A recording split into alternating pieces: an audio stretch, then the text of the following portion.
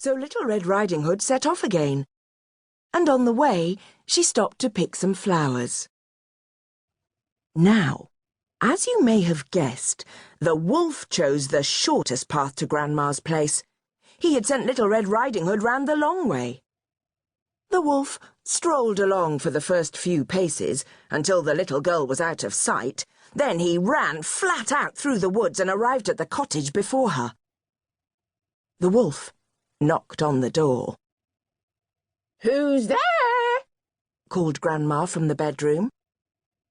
"It's me, Little Red Riding Hood," said the wolf, in a voice which he hoped sounded like Little Red Riding Hood's. "I've brought you some cakes." "Oh, lovely," said Grandma. "Just what I fancy. Open the door, wipe your feet and come in." So the wolf went in, and finding Grandma tucked up in bed and ready to eat, he sprang and swallowed her up in one go. "Boo!" cried Grandma as she slid past his tonsils and into his stomach. "It's dark down here." The wolf patted his tummy. All that was left of Grandma was her nightcap. It was woolly and tickled his throat. Well, that was bad enough, but as you know, the wolf planned to wait for Little Red Riding Hood and eat her too.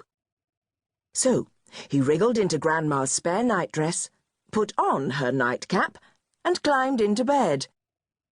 "Little Red Riding Hood will think I'm her grandma," he thought, as he pulled the blankets up to his chin.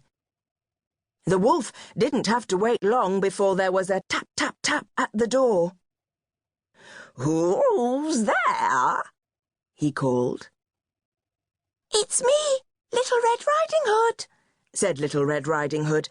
"I've brought you some cakes." "Oh, lovely," said the wolf. They're just what I fancy. Open the door, wipe your feet, and come in." Little Red Riding Hood thought her grandma's voice sounded a little gruffer than usual. "I expect that's because she's not very well," thought Little Red Riding Hood as she stepped inside. Little Red Riding Hood went to her grandma's bedside and got quite a shock. Her grandma didn't look herself at all. "Put your basket down, my dear," said the wolf, "and sit by me." He patted the bed with his paw.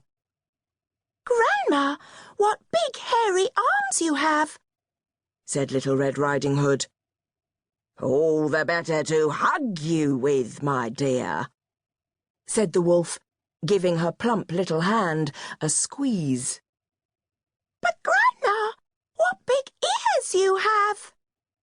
"All the better to hear you with, my dear," said the wolf, waggling both ears at once.